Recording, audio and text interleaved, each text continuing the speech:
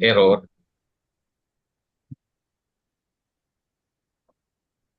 Baik, Bapak Ibu yang tergabung dalam kelompok 2 sudah ada berapa ini? Satu, dua, tiga, empat, lima, enam, tujuh, Mm-mm. delapan.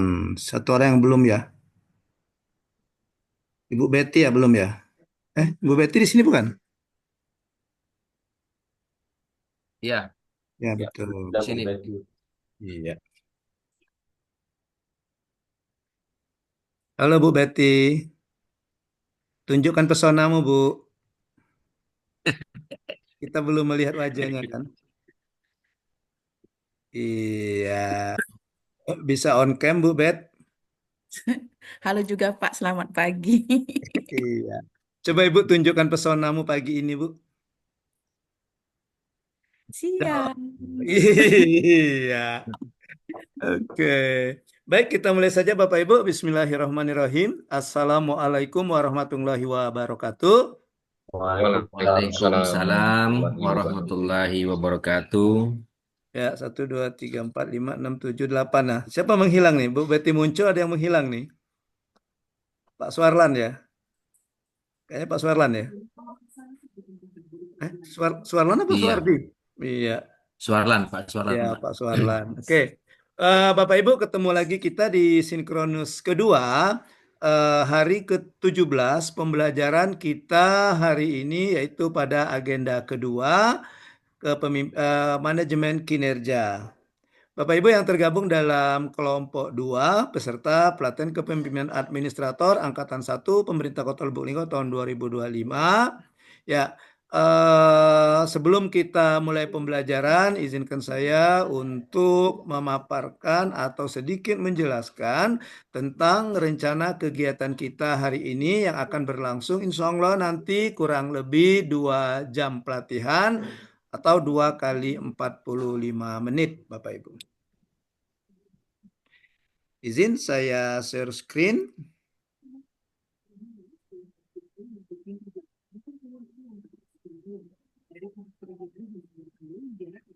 Bagaimana Bapak Ibu? Apakah sudah bisa dilihat tayangannya? Belum, Kak. Belum, Belum. Pak. Belum ya. Ya, sudah. Saya sudah, Yang belum sudah, mungkin Pak. dia lagi OTW mungkin.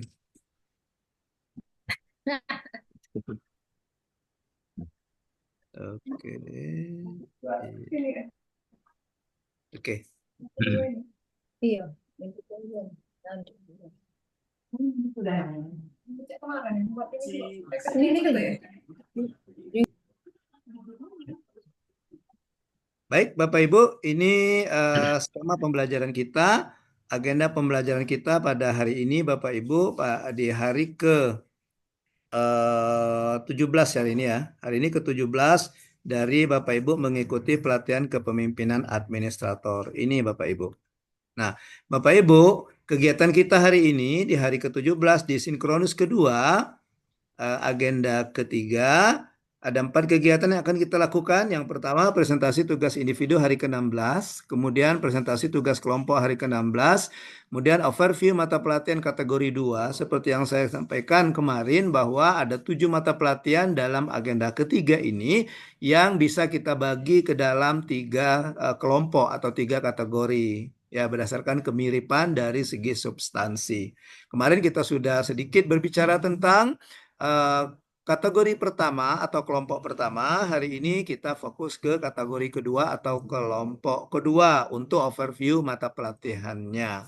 Di mana kategori kedua ini atau kelompok kedua ini mata pelatihannya adalah hubungan kelembagaan dan organisasi digital. Selanjutnya Bapak Ibu, kegiatan terakhir kita yaitu seperti biasa, seperti kemarin penjelasan tugas asinkronus hari ke-17 Bapak Ibu atau hari ini ya. Oke Bapak Ibu, itu sedikit agenda atau skenario pembelajaran sinkronus kita pada hari ke-17 ini Bapak Ibu. Baik, sebelum kita mulai kita uji konsentrasi dulu Bapak Ibu. Iya, kita uji konsentrasi Bapak Ibu. Nah, hari ini Sudah. ada Pak Bobi, ada Pak Dedi, dan ada Pak Nazar. Iya. Kata kuncinya Bapak Ibu ada 12 bulan dalam 1 tahun. Deskripsinya atau narasinya, bulan Januari Pak Bobi pergi ke Singapura, bulan April Pak Dedi pergi ke Ethiopia. Pertanyaannya kemanakah Pak? Oh Bu ini sorry, Bapak ya kemana Pak? Kemanakah Pak Nazar pergi pada bulan Juli?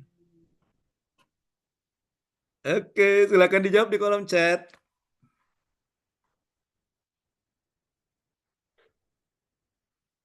Jadi kata kuncinya ada 12 bulan. Ya, pertanyaannya ya, bulan Januari Pak Bobi ke Singapura ya. Bulan April Pak Dedi ke Ethiopia. Bulan Juli Pak Nazarudin pergi kemana? Oke. Yordania. Yang jawab Yordania ada Bu Betty.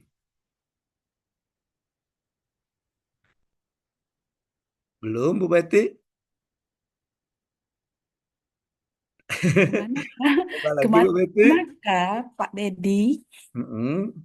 Pak Dedi mau kemana? Pak Dedi ke Ethiopia. Bulan Januari Pak Bobi ke Singapura. Bulan April Pak Dedi ke Ethiopia. Bulan Juli Pak Nazarudin kemana? Mei, Ya, Mei, Juni, Juli. oke. Ingatkan saja wilayah kekuasaannya Pak Nazarudin di mana? Qatar. No, belum. Pak Erdius. Siapa lagi? Juli. Kata kuncinya ada 12 bulan dalam 1 tahun. Oh, Ethiopia lagi. Jawab lagi mana ya? Ya, Pak Nazar, nak ke Ethiopia ya nyusul Pak Dedi ya. udah cuma sekali bisa. Afrika, no. 1 menit lagi. 1 menit lagi. Ya, 1 menit lagi. Belum. Belum Pak Nazar. Kolombia, Pak Nazar belum. Masih ada hubungannya dengan wilayah kekuasaannya Pak Nazarudin.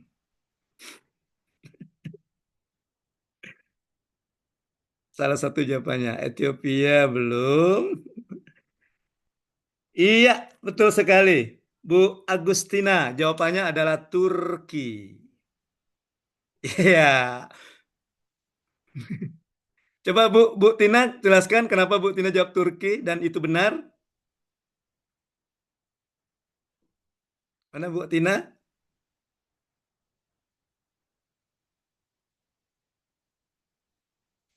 Masih mute kayaknya Bu Tina. Masih di mute Bu Ibu. Oh, udah. Karena coach tadi bilang clue-nya masih wilayah kekuasaan Pak Nazarudin. Pak Nazarudin kan orang Turki. Oh, kemarin kita ngomong Bu Tina, Pak Nazarudin orang Turki ya. Turunan Kikim. Itu Turki turunan Kikim Bu. Karena dia camat di Kikim kan. Jadi orang Turki. Ya udah Pak Nazar ya. Oke, Turki itu turunan Kikim ya. Ya, kalau di Sumatera Barat ada Paris namanya, Pariaman dan sekitarnya. Di sekitar. Iya, orang Paris, Pariaman dan sekitarnya. Oke, baik Bapak Ibu, jawabannya benar Bu Tina, tapi alasannya belum tepat, masih tebak-tebak buah manggis Bu Tina ya. Baik, Bapak Ibu lihat kata kuncinya ada 12. 12 itu menunjukkan angka, 12 itu menunjukkan angka. Oke? Oke. Bulan Januari, kalau kita lihat bulan keberapakah Januari itu? Oh, Satu. Satu. Maka dari negara yang awalnya huruf S, yaitu Singapura, bisa Swiss, ya kan? Bulan April bulan keberapa? Bulan keempat. Keempat boleh Ethiopia, Emirat Arab. Nah, sekarang Pak Nazrin bulan Juli. Juli bulan keberapa? Bulan ketujuh. 7. Maka jawabannya Turki, Tunisia. Iya. Iya. Tebak-tebak mau manggil ternyata benar ya Bu Tina ya. Iya. Maaf Pak Nazar. Tapi benar jawabannya. Iya. Pas pula ya sesuai dengan namanya ya Pak Nazar ya. Iya, Pak Nazar dari Kikim. Kikim Tengah ya Pak ya. Iya, Oke. justru nggak bisa. Justru orang Morenim yang bisa jawab ini. Oh iya Pak Nazar ya. Iya, lupa Pak Nazar dengan negaranya sendiri. Iya. Oke. Baik, kita lanjutkan Bapak Ibu ke kegiatan pertama kita ya. Kegiatan pertama kita adalah presentasi tugas individu dulu. Bapak Ibu, silakan dipresentasikan tugas asinkronus. Ini tugas asinkronus, maaf salah lagi. Tugas asinkronus hari ke-16. Ya. Oke, kita mulai dari tugas individu. Kita random saja. Untuk tugas individu, kita persilakan yang kemarin belum. Siapa yang kemarin? Pak Rudi sudah kemarin ya. Pak Rudi dengan Bobby ya. Bobby sudah Bob ya. Ya, Pak Rudi, Pak Bobby sama Pak Dedi kemarin sudah ya. Benar nggak? Kalau nggak salah ingat. Nazar juga sudah Pak kemarin. Oh, Pak Nazar juga sudah ya. Udah 4 yang sudah ya. Oke, artinya masih ada 5 orang yang belum. Silakan 5 orang ini siapa yang bersedia? Ada Bu Lis, Bu Tina, Pak Erdius, Pak Suarlan, Bu Betty. Silakan. Siapa yang bersedia? Saya dulu Pak ya. Oke, Dicoba. silakan Coba Ibu dulu Pak ya. Betty. Ya, silakan Bu Betty. Ya.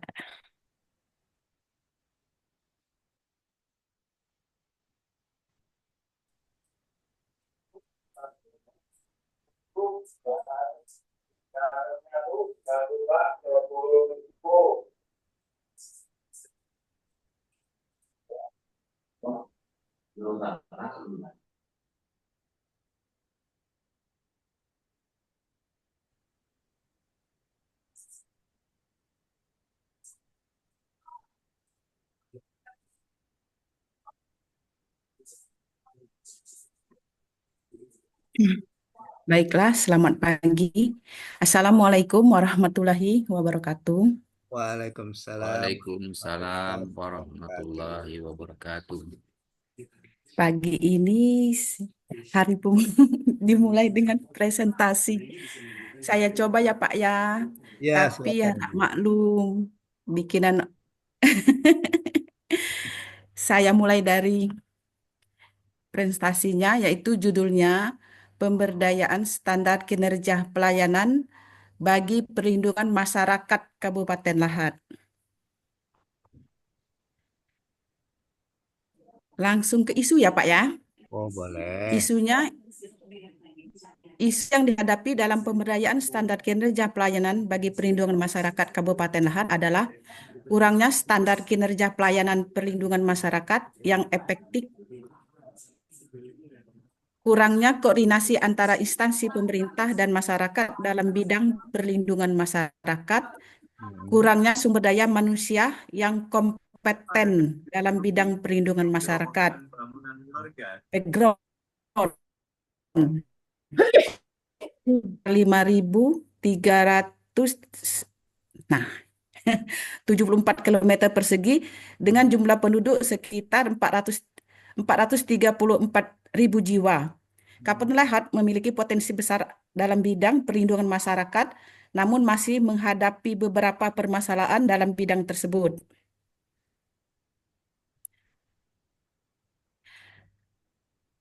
Mengapa dipilih masalah itu? Karena pemberdayaan standar kinerja pelayanan bagi perlindungan masyarakat Kabupaten Lahat. 1. Kabupaten Lahat memiliki potensi besar dalam bidang perlindungan masyarakat. 2. Kurangnya standar kinerja pelayanan perlindungan masyarakat yang efektif di Kabupaten Lahat. 3. Perlu dilakukan pemberdayaan standar kinerja pelayanan bagi perlindungan masyarakat Kabupaten Lahat untuk meningkatkan kualitas pelayanan perlindungan masyarakat. Gap yang dihadapi dalam pemberdayaan standar kinerja pelayanan bagi perlindungan masyarakat Kabupaten Lahat adalah 1. Kurangnya standar kinerja pelayanan perlindungan masyarakat yang efektif. 2. Kurangnya koordinasi antara instansi pemerintah dan masyarakat dalam bidang perlindungan masyarakat. 3. Kurangnya sumber daya manusia yang kompeten dalam bidang perlindungan masyarakat. Konflik. Konflik yang dihadapi dalam pemberdayaan standar kinerja bagi perlindungan masyarakat Kabupaten Lahat adalah konflik antara instansi pemerintah dan masyarakat dalam bidang perlindungan masyarakat. Konflik antara sumber daya manusia yang kompeten dan tidak kompeten dalam bidang perlindungan masyarakat. Konflik antara sumber daya manusia yang kompeten dan tidak kompeten dalam bidang perlindungan masyarakat.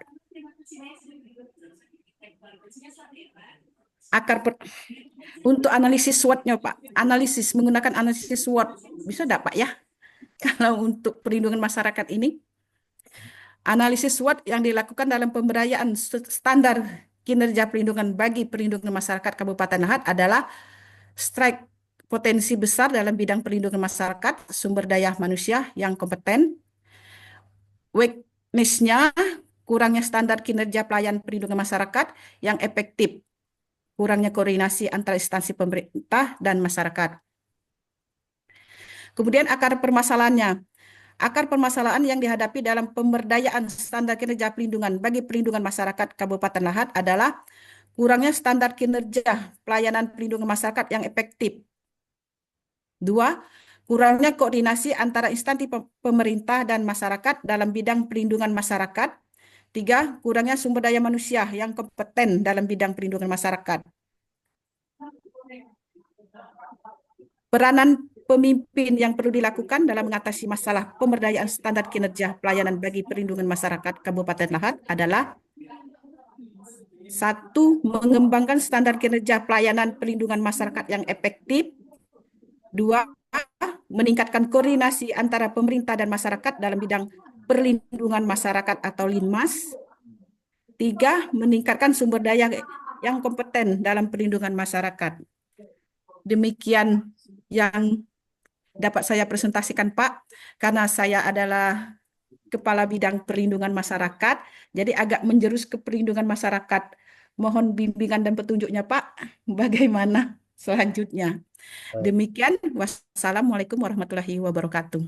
Waalaikumsalam Waalaikumsalam warahmatullahi wabarakatuh. Baik, sebelum saya tanggapi, Bapak Ibu silakan ditanggapi. Tanggapi saja ya, tanggapi komentar dan saran. Silakan.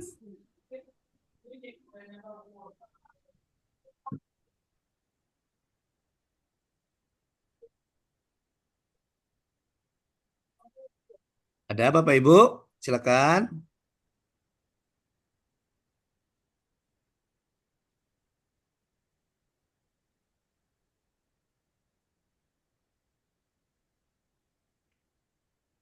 Oke.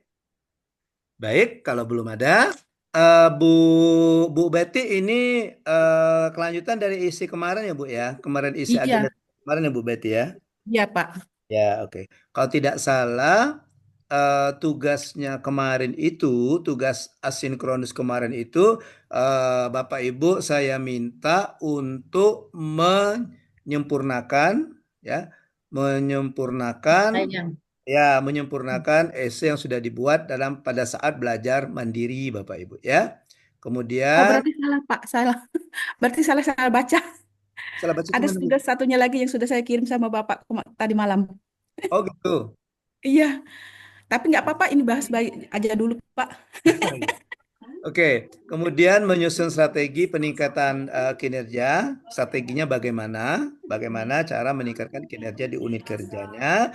Baru terakhir menyusun roadmap atau action plan ya dari strategi tersebut untuk 1 tahun pertama kalau tidak salah. Ya, Iya, benar, Pak. Salah, Pak. Salah. Saya salah ini file, Pak. salah file. Iya. Bisa diulang apa enggak ya, Pak ya? Oh, bisa. Salah file. Izin dulu sama Pak Nazar, boleh enggak Pak Nazar? Udah nggak apa-apa, Pak. Kalau gitu nggak apa-apa. Salah file, Pak. Saya ikut Pak Nazar. Bisa jawab Kalau aku, Pak Pak. Nazar boleh. Kalau Pak Nazar Ya sudah nggak apa-apa, Pak. Tidak bisa jawab aku, Pak. Itu terserah aku tuh. Terserah. Oke. Kode itu. Baik. Iya, salah file bener. Salah file ya, dan memang betul Bu. Saya sudah buka Google Classroom-nya, jadi Iya, saya juga nggak bingung. ada Pak ya.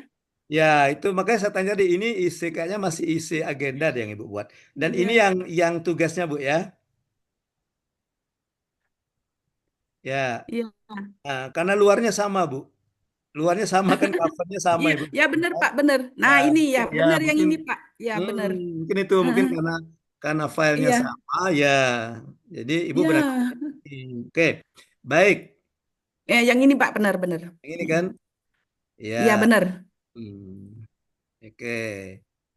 Nah, Bapak Ibu, kalau kita lihat yang Bu Betty ini, ya, dia mulai dari ini ya, oke, dari akar permasalahan. Jadi secara umum dia mau meningkatkan kinerja, ya, standar kinerja SDM yang kompeten bagi anggota perlindungan masyarakat. Ya, kemudian di sini ada beberapa identifikasi. Nah, dari beberapa identifikasi ini, Bu Betty sudah ambil satu belum? Yang mana yang menurut Bu Betty yang urgent ya, yang akan dilaksanakan segera. Nah, sehubungan dengan peningkatan kinerja sumber daya manusia yang ada di unit kerjanya. Nah, di Satuan Pol PP Kabupaten Lahat ya Bu ya. Kemarinnya apa Lahat Bu? Iya. Oke, oke. Nah, jadi dari sini kalau Ibu sudah membuat lagi akar permasalahan, bisa diambil ini akar permasalahannya yang mana Ibu. Jadi kalau di sini ada implikasi masalah, Ibu ada satu masalah misalnya kurangnya standar ini, baru identifikasi masalah ini kira-kira penyebabnya. Nah, kira-kira penyebabnya Bu ya. Nah, dari Ya. sini Ibu bisa lihat yang mana yang kira-kira yang urgent, yang akan segera dicarikan solusinya Ibu. Oke. Yang nomor 4 Pak. Yang ini ya, kurangnya dukungan ini ya. Ya, nomor 4. Ah, jadi Iya kurangnya Pak. dukungan dari pemerintah dan masyarakat. Kan salah Apa Pak, yang? nomor 3 Pak. Oh, nomor tiga. Nomor 3. Oke. Ya. Kalau salah lagi nomor dua, Bu ya. Dia naik kan terus Enggak, terus. nomor 3. Ya. Kalau salah lagi nomor satu jadinya. Ya, Pak, nomor 3. Oke, jadi kurangnya Ya. pelatihan dan pengembangan kompetensi bagi anggota perlindungan masyarakat. Yang ini berarti ya. Ya, Ya, benar Pak. belum kurangnya kesempatan mengikuti pelatihan atau pengembangan kompetensi ya bagi anggota perlindungan masyarakat. Maka ini kita ambil. Nah, baru muncul ke strategi. Strategi ini Ibu bisa ambil SWOT ini dulu, SWOT ini. Nah, dari SWOT ini baru Ibu ambil strateginya yang mana. Seperti yang kata saya kemarin ya. Apakah misalnya Ibu potensi bidang masyarakat sumber daya manusia yang kompeten, kemudian misalnya meningkatkan kualitas pelayanan. Nah, ya. Jadi misalnya SO, strength and opportunity, ya. Jadi strateginya adalah peningkatan kualitas pelayanan masyarakat, oke, berbasis potensi besar atau sumber daya berdasarkan sumber daya manusia yang kompeten dalam bidang perlindungan masyarakat seperti itu. Nah, kemudian baru masuk ke sini Bu. Nah, berikut ini baru masuk ke rekomendasi, masuk ke yang ini jadi Bu ya.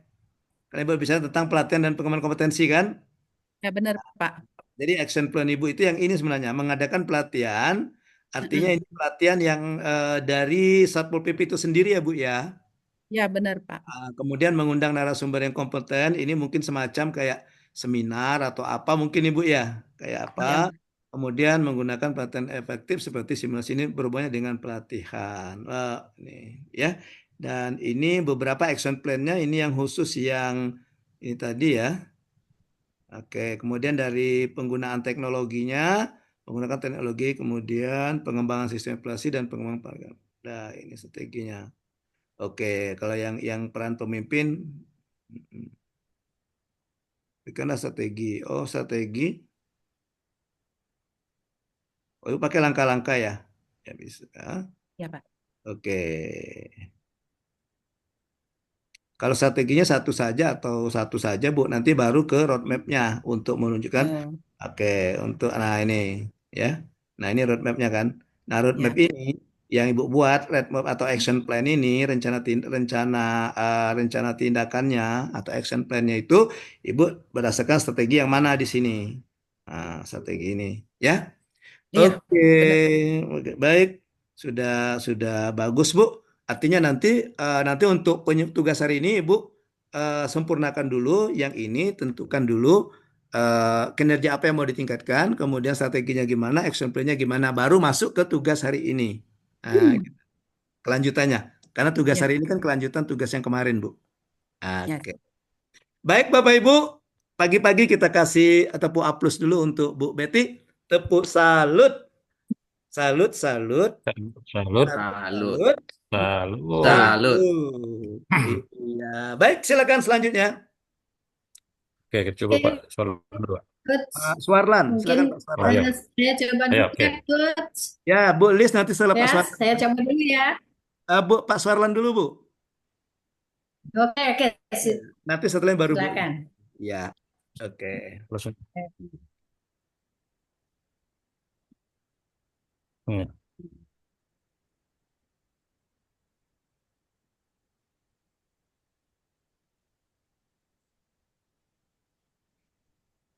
Ya. oke. Ini SPMB ya, Kalau dulu PPDB namanya Pak Suarlan ya. Iya benar. Sekarang udah ganti SPMB. Lihat Pak ya. Ya, silakan Pak Suarlan. Oke, mana besar. Assalamualaikum warahmatullahi wabarakatuh. Waalaikumsalam warahmatullahi wabarakatuh. Izin rekan-rekan, saya coba berbagi tentang tugas individu pada hari ini.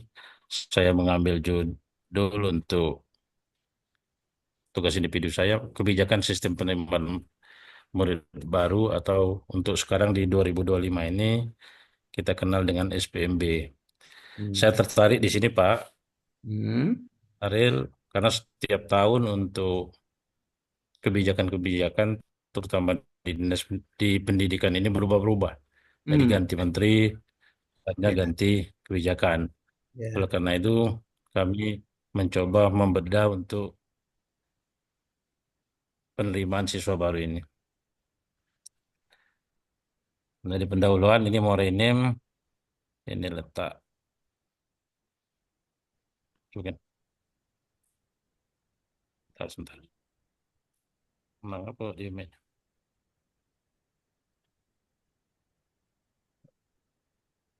Ya, saya ulangi. Jadi sebagai pendahuluan ini Muar ini juga terletak di strategis ini secara umum, mungkin semua sudah tahu. Sudah itu untuk permasalahan yang sering timbul dalam pelaksanaan sistem penerimaan siswa baru ini ada beberapa, Pak. Yang pertama, pendaftaran yang selalu overload, terlalu banyak pendaftar. Salah satu masalah utama adalah tingginya jumlah pendaftar yang melebihi kuota yang tersedia yang dapat menyebabkan persaingan yang ketat dan ketidakadilan dalam proses seleksi. Yang kedua, ketidaksesuaian sistem penerimaan dengan kebutuhan lokasi. Banyak sekolah yang tidak memperlihatkan faktor kedekatan geografis karena diketahui bahwa Muara Enim ini terdiri dari daratan, ada lautan, ada rawa, bahkan pegunungan. Sehingga ini menjadi permasalahan juga dalam penerimaan siswa baru. Nah, untuk overload ini, kami terutama dari bidang pembinaan SMP ini memberikan solusi sekolah atau pemerintah daerah bisa memperhatikan distribusi pendaftaran dengan membuka lebih banyak kuota di sekolah-sekolah yang lebih membutuhkan atau melakukan seleksi berbasis zonasi atau kedekatan lokasi tempat tinggal. Jadi kami memetakan jarak sekolah-sekolah itu berdasarkan zona tempat tinggal. Untuk ketidaksesuaian sistem penerimaan dengan kebutuhan lokasi, kami di bidang pembinaan SMP ini mengimplementasikan sistem penerimaan berbasis zonasi yang memastikan siswa yang diterima di sekolah terdekat dengan tempat tinggal mereka untuk mengurangi ketimpangan pendidikan. Itu permasalahan dan solusi yang kami ambil di bidang pembinaan SMP. Jadi permasalahan yang ketiga, ini kurangnya sosialisasi dan informasi yang jelas. Ini termasuk masalah. Jadi banyak orang tua atau calon murid yang tidak mendapatkan informasi yang cukup atau jelas mengenai persyaratan pendaftaran dan sebagainya. Nah, untuk itu kami mengambil solusinya di bidang SMP ini pemerintah atau pihak sekolah harus menyediakan saluran komunikasi yang jelas dan teratur. Kami juga bekerja sama dengan Kominfo untuk membuka website-website sekolah, media-media sosial, atau bahkan seminar untuk memberikan informasi yang lengkap tentang pendaftaran siswa baru ini. Nah, ini ada permasalahan teknis. Itu permasalahan teknis ini, penerimaan baru yang berbasis sistem online seringkali menghadapi masalah teknis. Nah, seperti gangguan sinyal atau tidak ada jaringan dan sebagainya. Selanjutnya,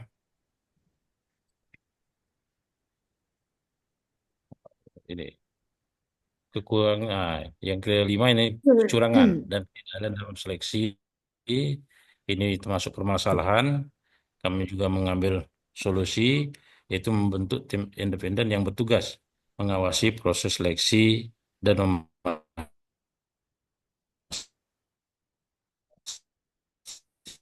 dalam permasalahan itu keterbatasan fasilitas sekolah. Beberapa sekolah ini mengalami keterbatasan dalam fasilitas yang tersedia seperti jumlah ruang kelas, tenaga pengajar, atau sarana prasarana. Nah, solusi yang kami berikan yaitu pihak pemerintah atau daerah dapat merencanakan pembangunan atau renovasi dan meningkatkan, mengoptimalisasikan sarana prasarana yang ada dan menambah dari sarana prasarana tersebut. Terus ada 7 dan 8 ini semuanya. Setelah itu ada kecurangan dan ketidakadilan proses seleksi, tantangan akses dan kesetaraan pendidikan. Semuanya permasalahan dan kami berikan solusinya semua. Nah, ini dapat sumber yang kami ambil dan itu terima kasih. Jadi kegiatan PPDB ini adalah kegiatan tahunan, Pak. Jadi setiap tahun menjadi permasalahan, terutama di Dinas Pendidikan dan pihak sekolah, orang tua, dan masyarakat. Itu saja, Pak, yang dapat kami sampaikan. Mohon kritik saran demi kesempurnaan paparan kami. Terima kasih. Bila taufiq wal hidayah. Assalamualaikum warahmatullahi wabarakatuh. Waalaikumsalam warahmatullahi wabarakatuh. Baik, silakan ditanggapi paparan Pak Suarlan dari Dinas Pendidikan Kabupaten Muara Enim ya, selaku Kabid Pembina SMP di Dinas Pendidikan. Di sana Dinas Pendidikan dan Kebudayaan atau Dinas Pendidikan saja, Pak? Dinas Pendidikan dan Kebudayaan. Oke, artinya ada bidang kebudayaan, Pak ya. Iya, ada, Pak. Baik, silakan Bapak Ibu ditanggapi. Pak Rudi, Pak Nazar, Bu Tina, Pak Bu Lis, Bu Betty, Pak Dedi. Terima kasih atas Ya, silakan. kesempatan yang diberi kepada kami, Pak. Ya, Kami silakan. hanya sharing saja, Pak. Di sini juga berbenturan antara zonasi dengan sekolah yang bermutu. Nah, kadang-kadang zonasi itu ada sekolah yang terdekat, tapi mutunya kurang. Oleh karena itulah mereka berlomba-lomba mencari sekolah yang berkualitas. Jadi itu juga merupakan suatu problema untuk Dinas Pendidikan. Jadi solusinya bagaimana, Pak? Sehingga sekolah terdekat kita, sistem zonasi, siswanya sedikit. Mereka berlomba-lomba mencari yang sekolah bonafit. Itu juga kendala. Terima kasih. Oke. Pak Suarlan, tahun ini masih berlaku zonasi, Pak? Zonasi masih, Pak, tapi apa namanya presentasinya ditambah, prestasi yang dikurangi. Oh gitu. Karena kan kalau dulu kan ada jalur prestasi, jalur zonasi, afirmasi, kalau nggak salah dulu ya Pak Suarlan ya. Ya benar, Pak. Ada afirmasi, ada zonasi, ada akademik ya. Ya, Jalur prestasi itu. akademik prestasi ya, jalur prestasi gitu ya. Ya, oke. Jadi masih ada Pak Suarlan ya? Iya, Pak. Oke, artinya masih ada kemungkinan yang ditanyakan Pak Rudi itu terjadi ya. Kalau dilihat dari sistem zonasi, ada sekolah-sekolah yang wilayahnya berdekatan dengan calon siswa, tapi calon siswa itu tidak memilih sekolah itu ya Pak Rudi ya. Ya, karena kurang kualitasnya agak beda. Tidak beda, iya betul. Oke, baik. Tapi eh, tapi itu pilihan ya Pak Suarlan ya. Artinya gini, kalau misalnya calon siswa itu bisa masuk ke jalur akademik, bisa masuk lewat zonasi ataupun lewat tes gitu ya. Afirmasi apa namanya tes itu. Jadi tidak Ya, tidak tidak tidak semuanya dipilih satu ya Pak ya. Yang selama ini Pak. ya itu boleh pilih, Pak. Gitu. Ya, itu Pak Rudi. Jadi Oke. bukan mutlak zonasi gitu. Oh iya, iya, Bisa Ya, siap. jadi ya zonasinya misalnya dekat dengan SMP 1 Muara Enim rumahnya. Tapi karena SMP 2 misalnya lebih bagus, dia pilih SMP 2 tapi tidak dari zonasi karena tidak memenuhi syarat zonasi. Mungkin dia milih dari jalur prestasi seperti itu ya Pak Suarlan ya. ya benar-benar. Iya. Iya. Oke. Baik, terima kasih Pak Suarlan yang sudah memaparkan tugas asinkronusnya berbicara tentang SPMB, seleksi penerimaan murid baru. Mana? Ya, SPMB Pak ya. Apa namanya tadi? Ya, PBDB. oke, penerimaan siswa baru ya. Oke, penerimaan siswa-siswa baru. Jadi, nah Pak Suarlan, jadi kalau kita lihat di sini, saya juga sudah melihat di ininya, di tugas yang Bapak kumpulkan juga di Google Classroom. Ya, izin saya share Pak. Nah, jadi yang ini merupakan penyempurnaan dari isi agenda yang Pak Suarlan bikin di tugas belajar mandiri ya, tugas belajar mandiri. Nah, yaitu Bapak mengambil bagaimana meningkatkan kinerja organisasi dalam hal sistem penerimaan murid baru ini. Nah, menurut Pak Suarlan ya. Oke. Nah, kalau kita di sini ini pendahulunya sudah ada berbicara tentang lokusnya. Kemudian, nah ini baru batas ke permasalahan-permasalahan ya Pak ya. Ya benar. Ada pendaftaran overload, terlalu banyak pendaftar. Ya mungkin yang dimaksud oleh Pak Rudi itu yang seperti ini mungkin bisa seperti itu ya. Mungkin karena jalur prestasi dibuka, dia tidak mempertimbangkan lagi kedekatan dengan sekolah, yang penting dia ikut seleksi. Sehingga terjadi overload, terlalu banyak. Kira-kira gitu ya. Oke, kemudian ketidaksesuaian sistem penerimaan dengan kebutuhan lokasi. Ini maksudnya apa ini Pak? Oke, ini berbicara tentang zonasi juga ya Pak ya. Dari siswa yang jauh. Kemudian konsolidasi informasi yang jelas. Berbicara tentang sosialisasi dan informasi kepada calon murid baru, calon siswa baru ini, masalah teknis pendaftaran online. Artinya di sana sudah ada pendaftaran online, Pak ya? Iya ada, Pak. Menggunakan aplikasi. Oke, sudah ada pendaftaran online dengan menggunakan aplikasi, tapi masih terkendala di kendala teknis. Kecurangan dan ketidakadilan proses seleksi. Oke. Ya, ini kayaknya ini susah Pak ya diatasi Pak ya, yang kelima ini Pak ya. Iya. Iya. Kalau saya jadi guru dulu, saya pernah menjabat sebelum saya WI kan saya guru Pak. Terakhir saya sebagai wakakurikulum Pak. Wakakurikulum ya ada istilahnya bina lingkungan itu Pak. Ya ada istilah bina lingkungan dan ini agaknya susah ini. Ya Pak ya. Ya mungkin Ya, Pak Pak. Soalnya ngerasain juga ya seperti itu Pak ya. Ada yang istilah bina lingkungan. Dalam, misalnya wakil rakyat gitu Pak ya. Pejabat gitu ya. Oke. Nah, ada Kan kepala daerah kadang-kadang seperti itu ya. Ya itu yang ya. Oke. Kemudian ke fasilitas sekolah ini dari internal, dari internal. Oke. Ini masih ada celah-celah kecurangan, kemudian kesetaraan pendidikan. Ya ini baru batas ke ini ya Pak ya, baru batas ke kinerjanya sudah dapat, kinerja mau ditingkatkan itu, baru batas ke sama kayak yang kayak Bu ini tadi ya, ke Bu Betty tadi ya, yang dipaparkan Bu Betty tapi bukan yang ditugas ya, yang dipaparkan Bu Betty tadi. Eh, dia baru batas ke penyebab masalah ini permasalahan, ya permasalahan. Dan ada yang menariknya dari Pak Suarlan ini masing-masing permasalahan Pak Pak apa Pak Suarlan sudah merumuskan solusi dari tiap-tiap permasalahan. Nah, untuk tugas selanjutnya Pak, Ya, untuk meneruskan ini mohon nanti Bapak untuk pilih saja Pak dari sini Pak. Dari soal 1, 2, 3, 4, 5, 6, 7, 8. Nah, dari 8 ya, ini, nah strategi mana yang akan didahulukan Pak? Ini kan sudah iya, strategi mengembangkan ini kan, solusi ini kan kita samakan saja dengan strategi kan. Nah, misalnya Bapak mengambil misalnya ini, Bapak kurangnya sosialisasi misalnya.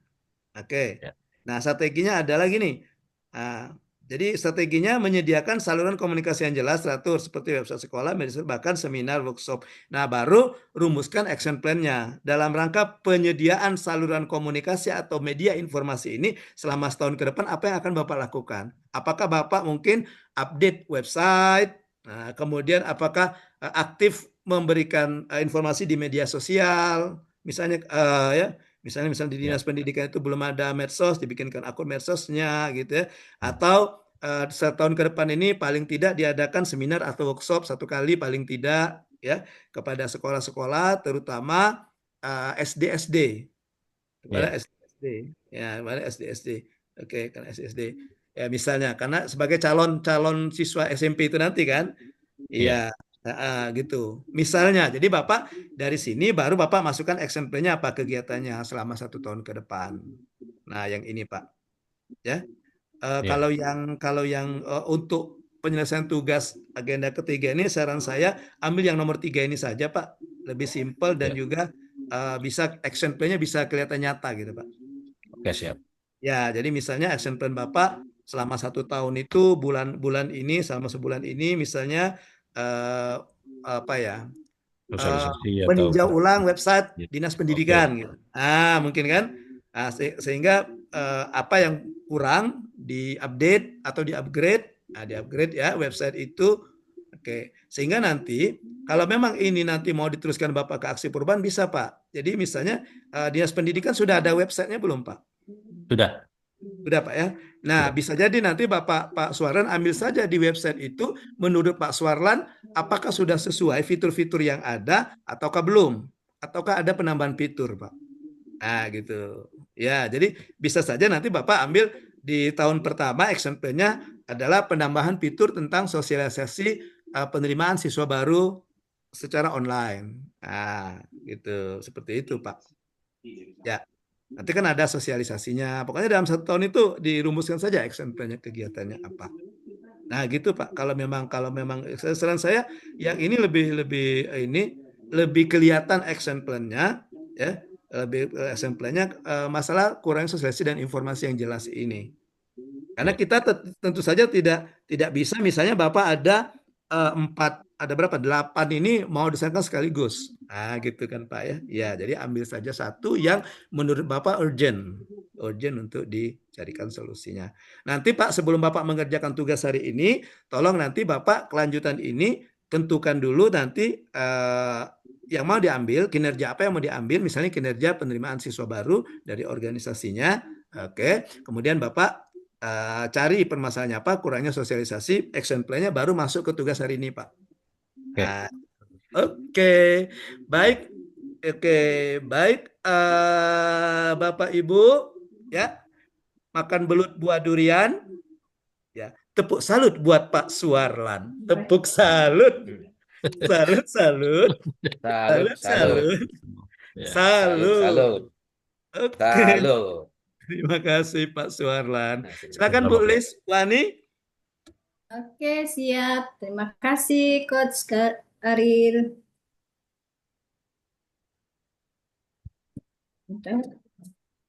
Oh ya, sambil menunggu Bu Liswani memprepare, ada 2 yang belum saya lihat di ini ya di Google Classroom ya. Pak Erdius dengan Bu Tina ya. Belum submit, belum mengumpulkan di Google Classroom ya. Oh, belum, Pak. Nanti Belum saya ya. lagi cek lagi. Oh ya. Yang Ya, kelompok atau yang individu? yang individu kayaknya saya fokus ke individu, Pak. Individu nanti ke kelompok baru saya lihat nanti. Yang ke individu Pak Erdius. Ya, Ya, siap. mungkin Pak Erdius mau ngumpulnya di atas jam 12 ya. Itu kan udah ditutup itu.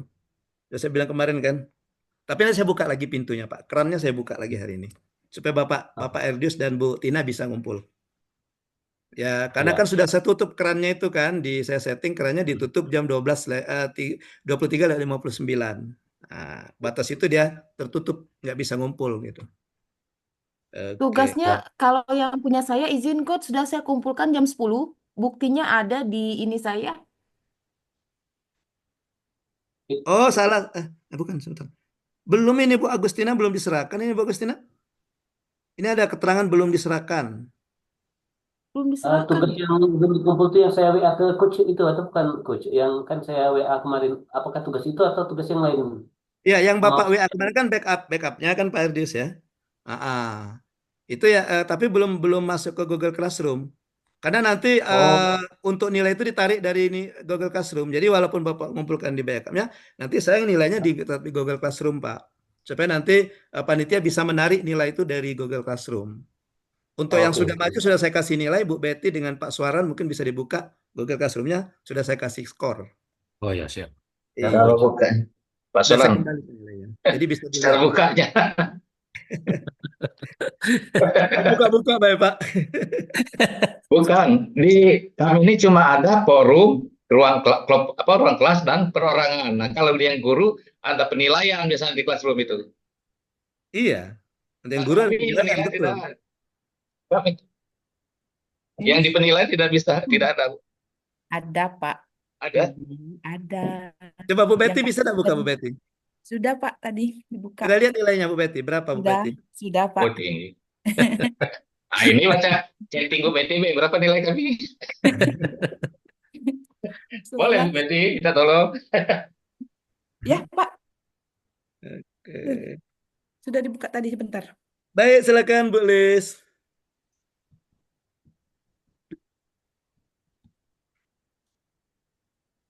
Halo Bu Lis.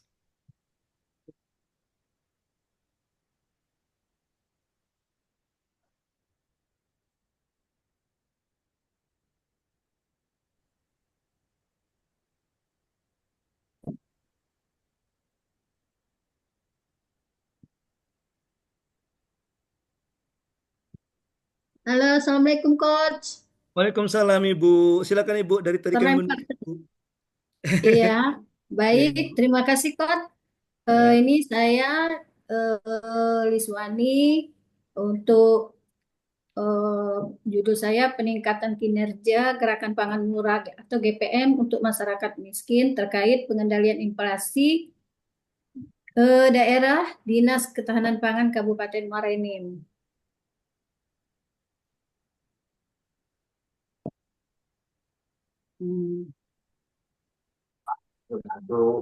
Pendahuluan dalam rangka pengendalian inflasi daerah dan meningkatkan akses pangan bagi masyarakat miskin, Gerakan Pangan Murah atau GPM menjadi instrumen strategis yang dilaksanakan oleh Dinas Ketahanan Pangan Kabupaten Muara Enim untuk meningkatkan efektivitas program ini. Tugas kinerja individu harus terarah dan berdampak nyata.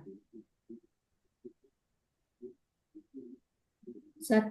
Perencanaan dan strategi pelaksanaan Gerakan Pangan Murah atau GPM. Analis data, harga pangan dan inflasi.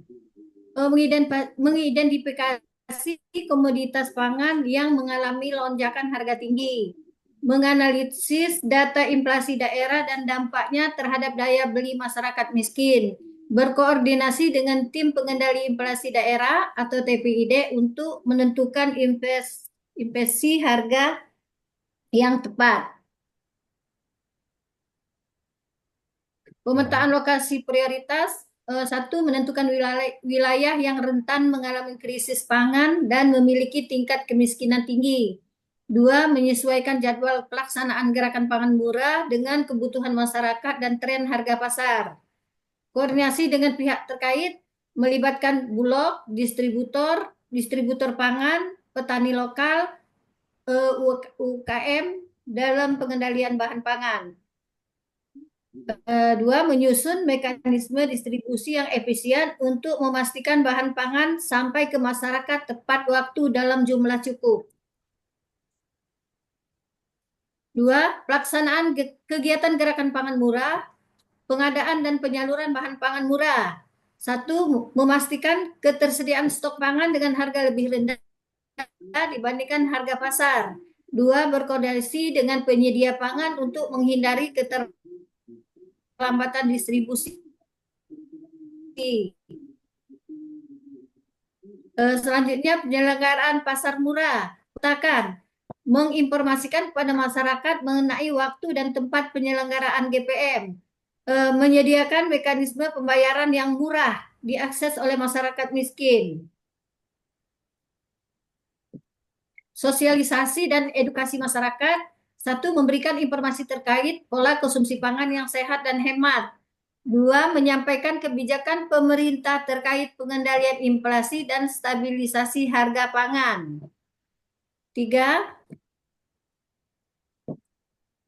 monitoring, evaluasi, dan pelaporan kinerja gerakan pangan murah pada pemantauan dampak terhadap harga pangan dan inflasi. Satu, melakukan survei sebelum dan sesudah pelaksanaan gerakan pangan murah untuk mengetahui efektivitas program dalam menekan harga pangan. Dua, menganalisis apakah harga pangan di daerah intervensi mengalami stabilisasi setelah pelaksanaan pasar murah. Langkah selanjutnya, evaluasi tingkat kepuasan dan manfaat bagi masyarakat miskin. Satu, mengumpulkan umpan balik dari masyarakat mengenai akses dan manfaat dari gerakan pangan murah. Dua, mengidentifikasi kendala dalam pelaksanaan gerakan pangan murah, penyempurnaan program dan di masa yang akan datang. Penyusunan laporan kinerja individu, menyusun laporan capaian individu dalam pelaksanaan gerakan pangan murah, termasuk jumlah masyarakat yang terbantu, jumlah komoditas yang disalurkan, dan dampak terhadap harga pangan. Dua, memberikan rekomendasi strategis untuk peningkatan kinerja program di masa datang. Empat, indikator keberhasilan kinerja individu dalam gerakan pangan murah. Untuk mengukur efektivitas kinerja individu dapat digunakan beberapa indikator kinerja individu sebagai berikut. Kuantitatif, jumlah kegiatan gerakan pangan murah yang dilaksanakan, target minimal tercapai. Persentase penurunan harga pangan di wilayah ekspektasi dibandingkan sebelum gerakan pangan murah. Jumlah masyarakat miskin yang mendapat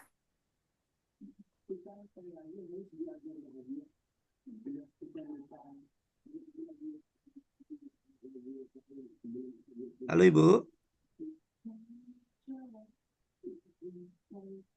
Barunya Bu. Kayaknya ini mungkin gangguan sinyal kayaknya Ibu, Bu Liswan ini ya. Bu Kayaknya Lis, ada gangguan sinyal kayaknya ya. Bu Lis. Ya, dari tadi belum gerak-gerak itu Bu tuh. Main patung-patungan kayaknya Ibu nih. Bagaimana? Iya, Nyamuk itu. iya mungkin gangguan sinyal ini. Biarlah, lebih baik gangguan sinyal daripada gangguan jiwa ya.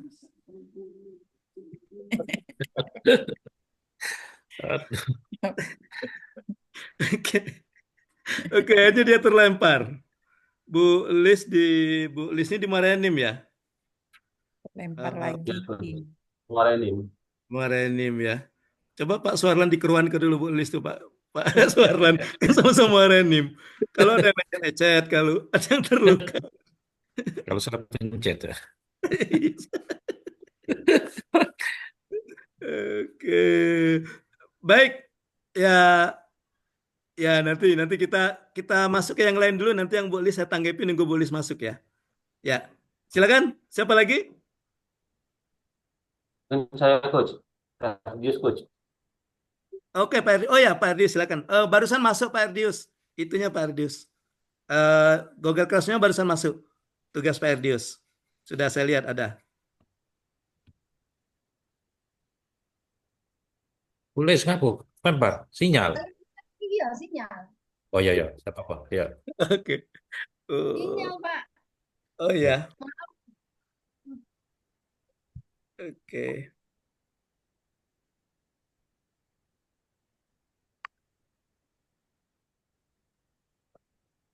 Boleh saya mulai, Coach? Ya, silakan. Bu Lis, nanti tanggapannya setelah Pak Erdis, Bu Lis ya.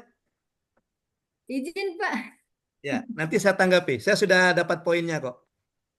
Oke. izin Coach, sinyal Coach. Ya, ya, enggak apa-apa, Bu. Saya Enggak apa-apa, Bu. terlempar sinyal. Ya, aman tapi Bu, enggak ada lecet kan? Ya, Coach, tadi sinyalnya ke keliling-keliling. Iya, mungkin. Jadi saya gitu ini yang udah ketulan. Oke. Ya, nanti yang Bu Lis setelah Pak Erdis nanti saya tanggapi. Ya. Oke, Oke, ya, kita terima dengarkan kasih dulu Pak Coach. Erdis. Maaf Coach ya. Ya, Bu, selagi Ibu menstabilkan sinyal gitu. Iya. Oke, Ya, silakan terima Pak Erdis dulu ya, Bu ya. kasih. Ya, ya Bu. Ya, aman. La ilaha illallah. Assalamualaikum warahmatullahi wabarakatuh. Waalaikumsalam warahmatullahi warahmatullahi wabarakatuh. wabarakatuh. Terima kasih Coach Ariel, dia telah memberikan kesempatan kepada kami untuk menyampaikan tugas individu sama Erdius dan kepada rekan-rekan dari BKA. Terima kasih.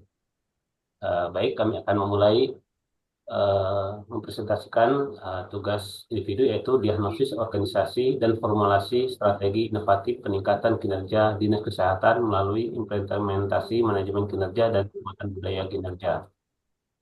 Baik, kami mencoba pisau analisanya dengan menggunakan analisis SWOT, yaitu Strength, Weakness, Opportunities, Threat. Jadi suatu metode yang berguna untuk mengidentifikasi faktor internal dan eksternal yang mempengaruhi upaya pencegahan penyakit. Berikut ini kami akan tampilkan faktor-faktor tersebut, yaitu kekuatan strength di Muara Enim, khususnya Dinas Kesehatan. Kami mempunyai jaringan fasilitas kesehatan yang tersebar luas di 22 kecamatan, terdiri dari ada 7 rumah sakit, ada 20 puskesmas, 86 pustu dan 209 puskesdes.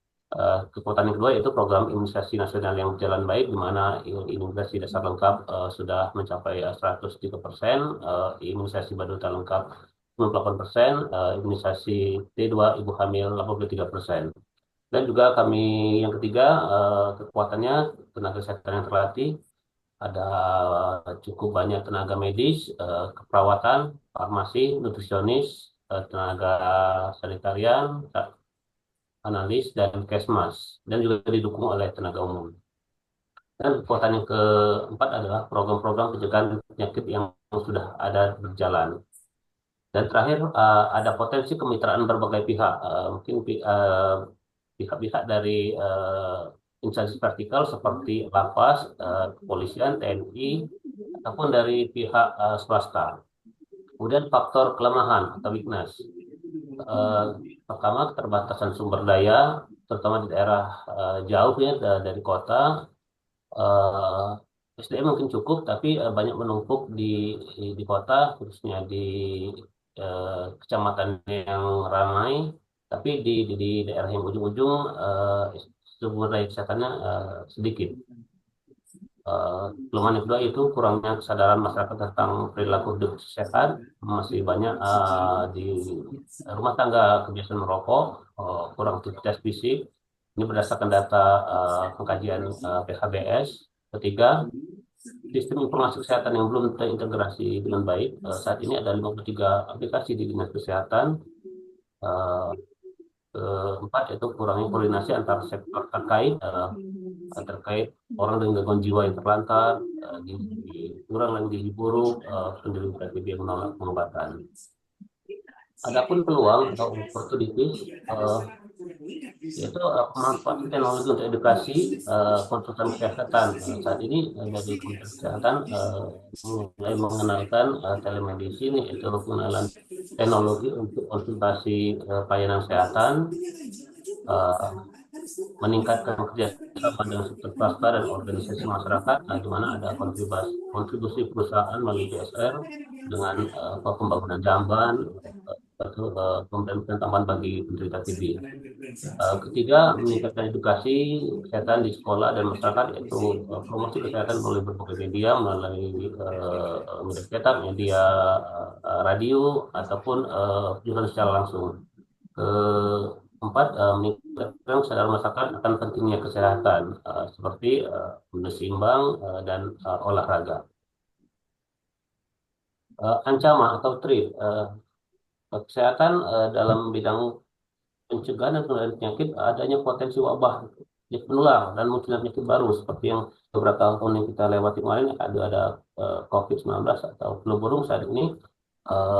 Kedua, peningkatan kasus tidak menular di mana digitalisasi meningkat sehingga aktivitas fisik menjadi berkurang, dengan Gojek, Shopee misalnya belanja itu nggak perlu lagi ke pasar, tidak perlu lagi bergerak, cukup dengan di ruangan tidak bergerak, tapi barangnya akan nanti sampai.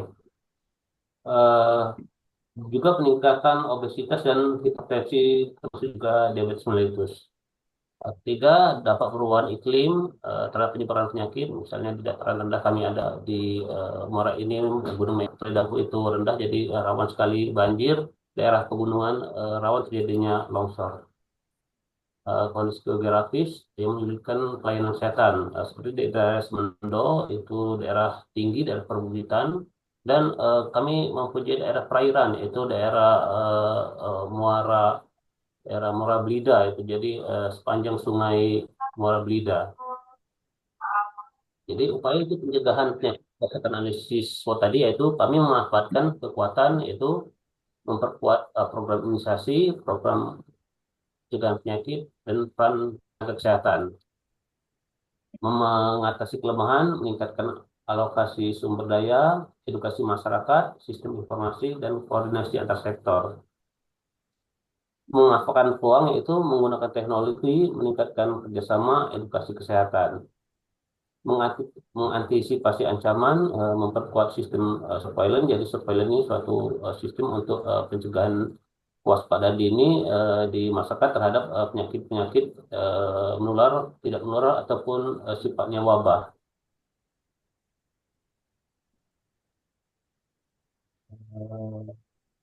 Kesimpulan dan rekomendasi, ya kami memperkuat program imunisasi, mengoptimalkan peran kesehatan, meningkatkan lokasi. Ini sudah dari ini.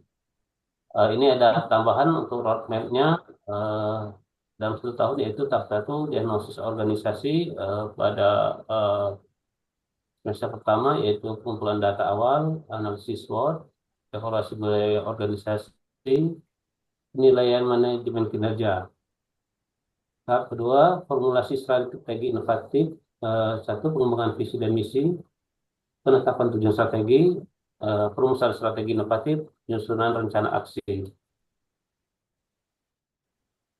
Tahap 3, implementasi manajemen kinerja pada semester kedua, itu pengembangan sistem manajemen kinerja, pelatihan pengembangan staf, implementasi sistem, pemberian umpan balik.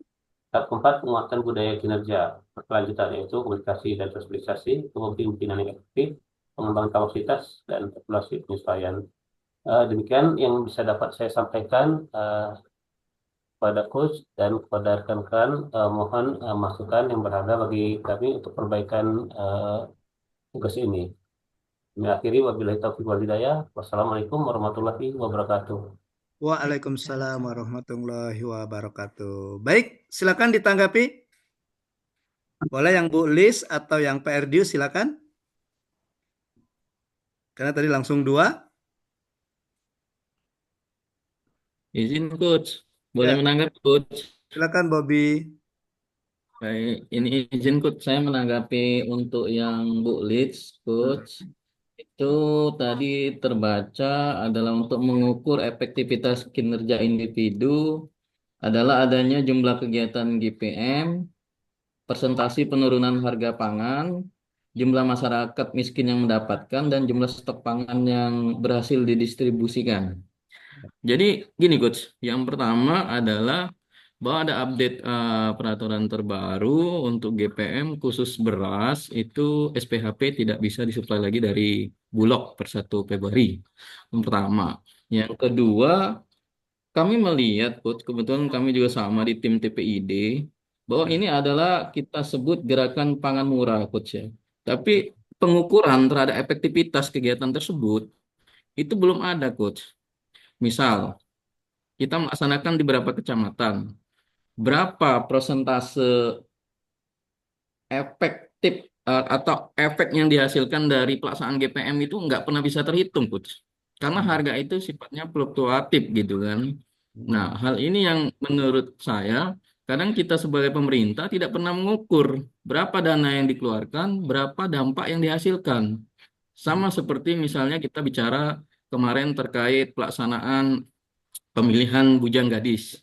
Itu kan kita nggak pernah ngitung berapa biaya dan berapa outcome hasil ke pemerintah daerahnya nggak pernah kita hitung gitu kan. Dari sisi ekonomiknya, sosialnya gitu kan. Nah, hal-hal ini yang kadang saya lihat beberapa kita membuat program atau kegiatan itu cenderung hanya melaksanakan untuk realisasi anggaran aja gitu kan. Tiap tahun berulang dengan anggaran estimasi 20% kenaikan, namun hasilnya nggak pernah dievaluasi gitu loh. Evaluasinya hanya bersifat laporan gitu Coach. Mungkin itu Coach. Saya ingin bertanya kepada Bu Lis untuk penajaman, seperti apa kita bisa mengukur pengaruh efektivitas pelaksanaan GPM ini terhadap penurunan harga, terhadap peningkatan daya beli masyarakat. Nah, ini yang perlu kita jadi point of view fokus kita. Gitu, Coach. Mohon maaf kalau ada salah, Coach. Terima kasih. Baik, terima kasih kepada Pak Bobi. Ya, silakan Bu Lis. Oke, terima kasih Pak Bobi atas masukan dan sarannya. Memang kalau kita beras SPHP, sekarang ini kan baru beberapa bulan ini kita memang belum ada surat penugasan dari pusat, dari Bulog pusat ke Bulog kita daerah. Tapi di tahun 2024 itu kita sudah terukur setiap GPM ini kita membawa berapa distribusi kita berapa banyak gitu. Kalau SPHP kita membawa misalkan setiap pelaksanaan GPM itu 3 ton. Kalau beras premium kita punya subsidi dari pemerintah. Punya subsidi per kilonya 3.000. Jadi setiap masyarakat miskin itu membeli satu pak itu 5 kilo. 5 kilo 15.000 dari harga 75.000 menjadi 60.000. Itu beras premium. Kita ini ada laporannya ke pusat. Setiap GPM itu mencapai berapa dana yang harus kita ini melaporkan ke pusat. Begitu juga ikan berapa kilo. Dan kita subsidi juga dengan masyarakat. Nah, itu maksudnya kan dampaknya tersentuh dengan masyarakatnya. Nah, tapi ya kalau untuk yang sekarang ini memang bulan Januari, Februari, Maret ini emang belum, karena belum ada penugasan dari pusat untuk beras SPHP, karena diprioritaskan dia membeli gabah dulu. Gabah seharga tingkat petani 6.500 per kilo. Itu aja Kon. Terima kasih, mohon maaf. Baik, terima kasih Bu Lis. Kalau saya tidak salah menangkap, mohon dikoreksi ya Pak Bobi ya.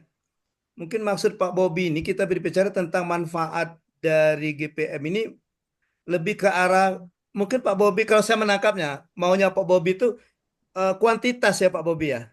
Before after-nya itu mungkin. Apa saya yang salah Pak Bobi? Betul, Coach. Maksudnya dalam pelaksanaan GPM ini, baik secara kuantiti maupun quality, kita terhitung secara jelas gitu kan. Ya. Berapa angkanya, berapa efektif hasilnya gitu loh, Coach. Ya. Mungkin Masukan kalau aja, kita Coach. bicara dirupiahkan mungkin ada beberapa rupiah apa tadi efisiensinya kali ya.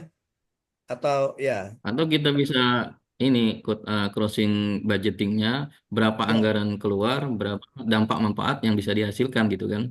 Sehingga Betul. realisasi anggaran itu bisa dipertanggungjawabkan lebih ya lebih efektif dan efisien gitu. Ya. Dan memang Iya. benar-benar kelihatan dampaknya ya Pak Bobi ya. Betul, Kalau Coach. kita berbicara secara kuantitatif, kalau secara kualitatif, secara kualitatif, ya itu tadi kalau secara kualitatif ya tidak bisa kita agak susah. Kayaknya indikator pengukurannya maksud Pak Bobi ini, Bu Lisa, ya Pak Bobi ya. Ya, Betul, betul, mungkin Coach. mungkin di situ kelihatannya. Eh, Bagus juga saran Pak Bobi ini untuk kedepannya, karena pengalaman saya juga membimbing di aksi perubahan itu kemarin itu ada dari pihak LAN juga mempertanyakan berhubungan dengan kemanfaatan aksi perubahan. Jadi misalnya orang LAN itu bertanya dengan adanya aksi perubahan Bapak Ibu ini berapa persen sih bisa diefisiensi? Misalnya gini, dengan adanya digital ini, misalnya dalam setahun kita butuh sekian kertas dengan dana sekian. Nah, kita bisa menghemat. Nah, dengan hemat berapa? Mungkin itu maksudnya Pak Bobi. Mungkin sama lah maksudnya dengan yaitu kan. Jadi kelihatan memang dari segi kuantitas memang ada manfaatnya dari kegiatan ini. Ya, oke. Ya, oke. Kita lanjutkan saja. Ya, kira-kira gitu Pak Bobi ya. Ya, kalau kita lihat di sini yang Bu Lis dulu ya, yang Bu Lis ini GVM itu strategi atau kinerja yang mau ditingkatkan, Bu? Nah, gitu, Bu. Nah, kalau memang dia Strategi. strategi, jadi kinerja apa yang mau ditingkatkan di organisasi Ibu? Bisa dilihat di IKU-nya, IKU. Kan ada Ibu bisa IKI kan ada di IKU-nya apa itu? IKI ini dari IKU yang mana, Bu? Nah, gitu, Bu. Nah, gitu. Ya. Jadi yang Bu Lis ini sudah bagus, tapi belum nampak juga, belum kelihatan yang rumahnya itu kira-kira kinerja organisasi dari Dinas Ketahanan Pangan yang mana yang mau ditingkatkan. Nah, itu Bu Lis, ya. Oke. Ya, gitu saja yang untuk Bu Lis. Ya, nanti tinggal ditambah saja di awalnya itu yang mana yang mau ditingkatkan. Baik, lanjut kita ke Pak Erdius. Yang Pak Erdius menurut saya juga sudah bagus. Sudah bagus. Udah gimana kelihatan yang ya. Ya, ya. Nah, kalau yang Pak Erdius ini kinerja organisasi dari yang mana Pak yang mau ditingkatkan Pak? Ya, Coach. Maaf sebelumnya, Coach. Memang saya masih secara umum di bidang saya yaitu bidang pencegahan dan pengendalian penyakit. Sebenarnya yang ingin saya tingkatkan adalah capaian penemuan kasus TB, di mana saat ini penemuan kasus TB itu 69%, di mana target Ya, ya, ya. 69% itu. Jadi ada apa yang telah kami lakukan itu penemuan kasus TB di masyarakat. Tapi tidak tergambar di situ. Saya masih menggambarkan penyakit, pengendalian penyakit secara umum, Coach. Secara umum ya. Ya. Ya, Tapi kalau kita bicara yang menariknya poin-poin plusnya dari yang Perdius ini ada data di sini ya. Ini ada data-data ini. Jadi data-data ini sangat mendukung Pak Erdius. Ya, ya mendukung itu. Saya sangat ambil dari bahwa memang ini memang faktor kekuatan kita gitu. Nah, sini ada data-data ini kan. Misalnya dari jumlah tenaga kesehatan saja. Nah, ini kan kita mengatakan bahwa bisa menyatakan bahwa memang inilah memang benar-benar kekuatan kami gitu. Ya. Oke, jadi sudah pas. Nah, jadi yang Pak Erdius juga sudah ya. dia langsung ke strategi langsung ke ini ya. Nah, ini ke strateginya ya. Strateginya dengan memanfaatkan yang SWOT tadi ya. Dari kekuatannya ini, dari kelemahannya ini, dari keperluannya dan dari ancamannya ini. Jadi 4 ini ya Pak Erdius ya. Oke. Nah, dan ini kalau menurut saya mungkin ini yang action plan-nya yang dimaksud Pak Erdius ya. Ya Pak Erdius ya. Oke, jadi action plan-nya. Oke, bagus semuanya sudah ini. Jadi yang kebetulan sama yang Pak Erdius dengan Bu Lis. Nanti tinggal ditambah kinerja apa yang mau ditingkatkan itu, ya. Kinerja apa yang mau ditingkatkan dari itu tadi ya, dari organisasinya. Kayak Pak Erdius dari Dinkesnya yang mana, ya. Oke, dari Bu Lis juga dari Ketahanan Pangannya. Gitu ya. Oke, baik.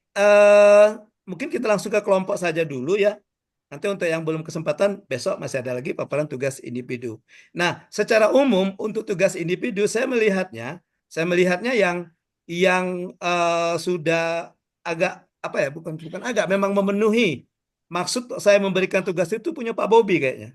Jadi yang Pak Bobi kayaknya sudah menarik, di situ tergambar kayak ya apa yang mau ditingkatkan, kemudian strateginya gimana, juga action plan-nya sudah ada. Malahan Pak Bobi dibaginya dalam per 4 triwulan, kalau tidak salah. Ya Pak Bobi ya. Ya triwulan pertama apa yang akan dilakukan? Triwulan kedua apa yang akan dilakukan? Karena saya mintanya roadmap atau action plan sudah setahun. Oke, jadi kayaknya mungkin ya Bapak Ibu nanti bisa belajar dengan Pak Bobi, minta filenya kalau dikasih ya Pak Bobi. Mudah-mudahan dikasih ya Pak Bobi ya. Nah kira-kira supaya Nih, nanti bisa berbayangan. kasih coach, aman coach.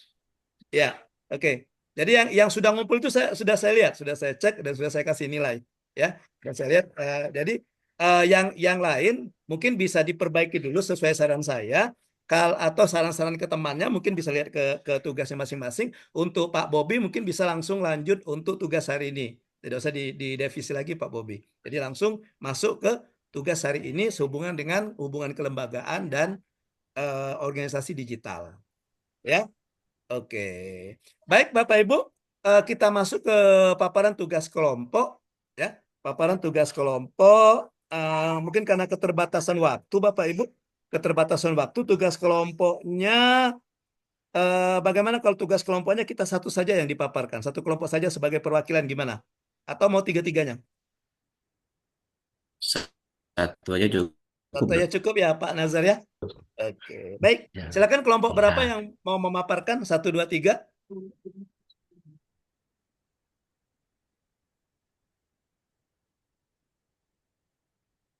Silakan, ada kelompok. Ya. Ya, Pak Rudi gitu. Oh, Pak Bobi ya? Pak Bobi di kelompok 1. Silakan Pak Bobi. Diam dulu coach, yang lain coach. Tadi katanya Pak Bobi yang mau maju. Pak, kelompok 2 nih bagus coach. Kenapa ada? Pak Dedi, ada Pak Elius. Balik Bangda nih mantep coach analisisnya biasanya coach. Oh gitu ya, Pak Dedi ya.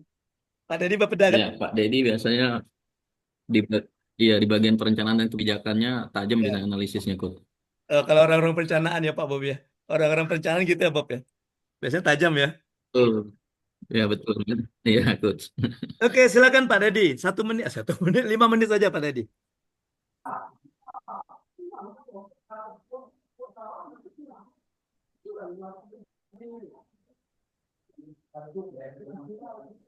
Lima menit saja ya Pak Dedi ya.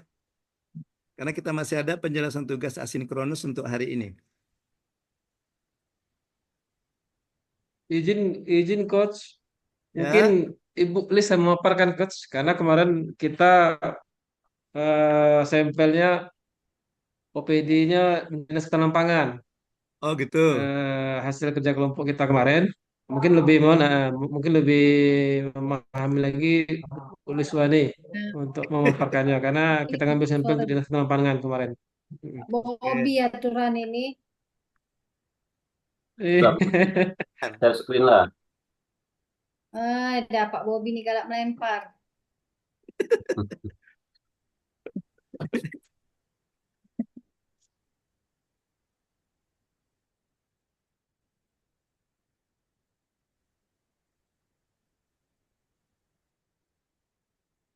Tapi Bob, nama-namanya tuh agak ngeri sedap Bob. Namanya tuh agak ngeri-ngeri sedap. Kok digilir gitu. Kesannya sebut saja mawar gitu, sebut saja bunga. Biasanya yang menarik atensi lebih banyak itu coach lebih efektif biasanya coach. Oh gitu. Apalagi yang agak negatif-negatif itu cenderung cepat ditangkap masyarakat coach. Oh gitu. Dan mudah diingat gitu ya Bob ya. Betul, betul. Mudah diingat. Saya pertama bacanya digilir, apa ini ya? Bagus juga tuh. Jadi rasa ingin tahu pembaca itu kan tumbuh jadi, apa ini ya? Gitu. Ya, silakan Bu Lis. Baik, terima kasih Coach. Kami dari kelompok 2 eh, saya Ibu Liswani, Pak Dedi, Indra bersama Pak Erdius mencoba analisis kasus kinerja rendah pada Dinas Ketahanan Pangan, bidang distribusi dan cadangan pangan, karena saya di bidang ini, Pak Coach. Izin. Pendahuluan, Dinas Ketahanan Pangan, khususnya bidang distribusi dan cadangan pangan, memiliki peran krusial dalam memastikan ketersediaan dan distribusi pangan yang merata. Namun dalam beberapa kasus, kinerja organisasi di bidang ini dapat mengalami penurunan yang berdampak pada efisiensi distribusi, ketidakseimbangan stok pangan, serta meningkatnya risiko krisis pangan lokal. Identifikasi kasus, suatu dinas ketahanan pangan di tingkat provinsi, kabupaten, atau kota mengalami penurunan kinerja dalam bidang distribusi dan cadangan pangan. Beberapa indikator masalah yang terlihat sering terjadi keterlambatan distribusi pangan di daerah yang membutuhkan. 2. Data cadangan pangan tidak akurat sehingga terjadi ketidakseimbangan stok. 3. Koordinasi antar stakeholder, pemerintah daerah, distributor, dan petani lemah. 4.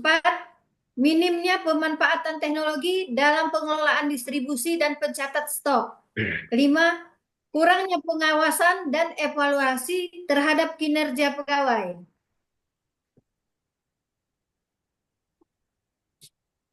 Analisis penyebab kinerja rendah. Dampak dari kinerja rendah.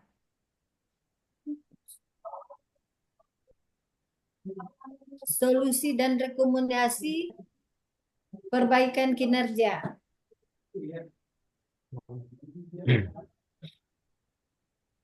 Kesimpulan, penurunan kinerja dalam Dinas Ketahanan Pangan, bidang distribusi dan cadangan pangan dapat disebabkan oleh buruknya perencanaan, lemahnya koordinasi, rendahnya pemanfaatan teknologi, serta kurangnya evaluasi terhadap pegawai. Dengan mengimplementasikan strategi perbaikan seperti optimalisasi sistem distribusi, digitalisasi pencatatan stok, serta peningkatan pengawasan kinerja, dinas dapat meningkatkan efektivitas dalam mengelola distribusi dan cadangan pangan. Ini saja, Coach. Ini hasil koordinasi kelompok 2 itu antara Pak Dedi, Pak Erdius, dan Ibu Liswani. Itu saja yang dapat kami sampaikan. Wabillahi taufiq wal hidayah. Wassalamualaikum warahmatullahi wabarakatuh. Waalaikumsalam Coach. warahmatullahi wabarakatuh.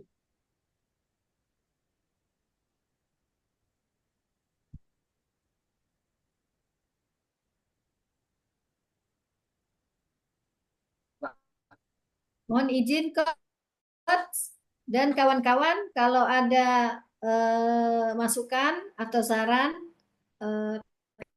kami silakan.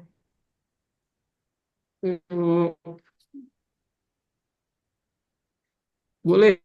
Ini saya share boleh. Ini ada yang hilang Ya? apanya nih? Iya, hilang ini. Biar Ada saya yang beberapa share. hilang.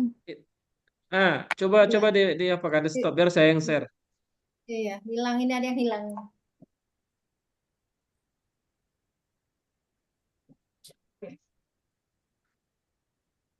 Nah, ada Pak.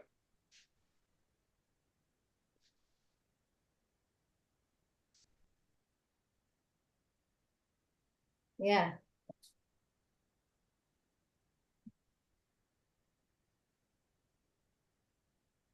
Nah, ini analisis penyebab kinerja rendah.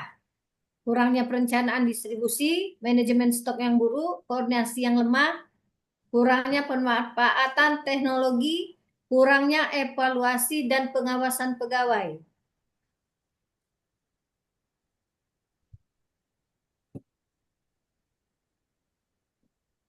Dampak dari kinerja rendah, kelangkaan pangan di daerah tertentu yang dapat memicu kenaikan harga dan ketidakstabilan ekonomi lokal. Terjadinya pemborosan pangan karena stok yang tidak terdistribusi tepat waktu, mengalami penurunan kualitas atau kadaluarsa. Menurunnya kepercayaan masyarakat terhadap pemerintah daerah dalam memastikan ketahanan pangan.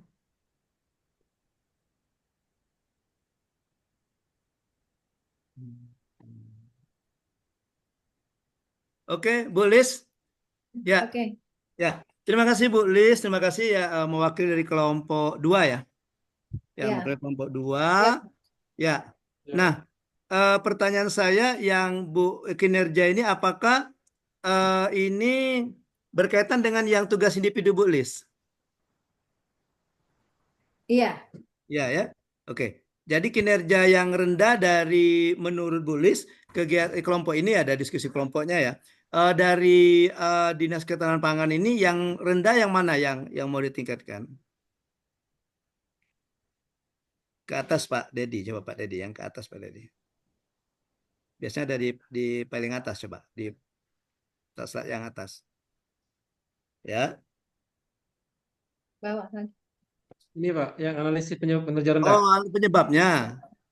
Kurangnya perencanaan distribusi itu penyebabnya. Iya, penyebabnya ini. Ini Coba di penyebabnya, pendahuluan Pak Coach. Dedi. Mungkin tersirat di pendahuluan mungkin. Slide kedua Pak Dedi. Nah,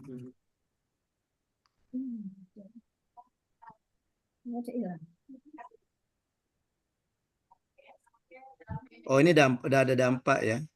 Dampak ini. Oh, memastikan ketersediaan dan distribusi pangan yang merata itu Bu ya. Iya, iya, Coach. Sesuai dengan bidang Ibu, bidang distribusi dan cadangan pangan. Ketersediaan dan distribusi pangan yang merata. Kalau itu sudah berbicara ke dampaknya ya. Oke. Jadi itu yang disoroti, baru ke sasikunya penyebab tadi ya. Penyebab ya. Iya. Ya, penyebab. Kemudian poin ketiga dari tugas itu adalah poin keempatnya gagasan inovatif. Gagasan inovatifnya apa tadi? Ada Pak Dedi gagasan inovatifnya di slide keberapa? Ada tadi Mas. Dari penyebab tadi ya. Oh itu masih dampak. Oke, itu ini Pak. Ya, terus rekomendasi optimalisasi perencanaan, peningkatan manajemen stok, ya, pemantapan teknologi. Kemudian baru langkah-langkahnya apa ini?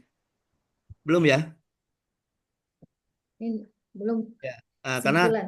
ya Belum Pak. belum ya. Nanti simpulan. Ya. Simpulan. Oke. Tapi ini tidak usah diperbaiki karena ini tugas kelompok, tidak apa-apa. Yang penting itu yang tugas individu karena tugas hari ini adalah kelanjutan dari tugas kemarin, gitu ya. Oke Bapak Ibu, kita kasih aplaus untuk kelompok 2. Kita kasih tepuk salut. Salut, salut. Salut, salut. Salut. Baik Bapak Ibu, sekarang kita masuk ke penjelasan tugas. Sedikit saya akan menjelaskan tugas asinkronus untuk hari ini. Ya, saya akan menjelaskan tugas asinkronus pada hari ini. Menampakkan kinerja yang meningkat. Ya. Nah, tugas individunya Bapak Ibu, tugas individu hari ini itu merupakan kelanjutan dari tugas yang kemarin. Ya, kelanjutan dari tugas yang kemarin. Di mana kemarin kan sudah sampai ke action plan ya. Action plan, tindakan nyatanya. Ya. Kemudian kelanjutan tugas hari ini Bapak Ibu, coba Bapak Ibu identifikasi pihak eksternal yang memiliki potensi kerjasama. Jadi ini dari modul hubungan kelembagaan dan organisasi digital. Ya, ini substansi keterkaitannya dengan substansi mata pelatihan hubungan kelembagaan dan organisasi digital. Nah, Bapak Ibu bisa flashback, bisa melihat kembali di agenda kedua ada jejaring kerja. Nah, itu bisa dijadikan dasar juga, bisa dijadikan bayangan kira-kira ya pihak eksternalnya apa. Makanya tadi yang tugas hari ini saya minta tentukan dulu ya kinerja apa yang mau ditingkatkan. Nah, gitu ya. Dengan analisis SWOT-nya baru muncul kinerja, analisis SWOT baru muncul gagas strategi yang akan dilaksanakan, baru ke langkah-langkah. Nah, sekarang kita anggap selesai itu yang hari ini Bapak Ibu lihat potensi kerjasama dengan pihak-pihak eksternal. Jadi kalau di jejaring kerja kemarin kan ada Bapak Ibu ada eksternal dan internal ya. Nah, kalau ini cukup kita yang eksternal saja karena kita berbicara tentang hubungan kelembagaan. Nah, gitu ya. Nah, misalnya tempat Bu Lis bisa jadi ada kemungkinan kerjasama dengan tempatnya Pak Bobi gitu. Nah, Pangan dengan Disperindak. Tadi kan dari cerita Pak Bobi tadi kan sudah kita menangkap bahwa memang ada potensi kerjasama gitu. Atau eksternal di sini atau bisa juga dari pihak-pihak non pemerintahan, non government Bulog, Pak. Coach. organization. Ke BUMN. Bulog. Ya, boleh. Nah, jadi gitu. Ya. Kemudian Bapak Ibu identifikasi kerjasamanya adalah substansinya kerjasamanya itu apa? Ya, strategi kerjasamanya bagaimana? Oke, ya dan jadi ini yang ini dengan memanfaatkan digital, maka di sana ada pemanfaatan digital. Nah, jadi ada kata memanfaatkan digital. Jadi bagaimana menyusun strategi kerjasama dengan eksternal, dengan pihak luar, dengan memanfaatkan teknologi digital. Nah, seperti itu. Ya, Bapak Ibu ya. Oke. Itu saja penjelasan tugas untuk individu. Untuk yang kelompok, oke. Ini sama dengan yang kemarin yang ini, cuma fokusnya kita lihat ke ini, ke hubungan kelembagaan dan organisasi digital. Gitu. Bagaimana membangun organisasi digital dan bagaimana menjalin kerjasama dengan lembaga di luar organisasi kita. Nah, sama ambil satu kira-kira kasus di mana dari masing-masing kelompok ini, kelompoknya sudah beda, kemudian pilih ambil satu lokus. Siapa yang mau diambil? Ya. Oke, itu saja Bapak Ibu. Nah, untuk tugas kelompok yang kemarin belum ada yang ngumpul ya? Sudah, Pak, Coach. izin, Coach.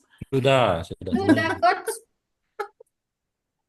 Itu makanya saya itu terkendala apa sinyal apa bagaimana Coach itu. Walaupun dia Sehingga kelompok. nggak masuk semua ini tugasnya. Padahal semalam sudah saya share itu.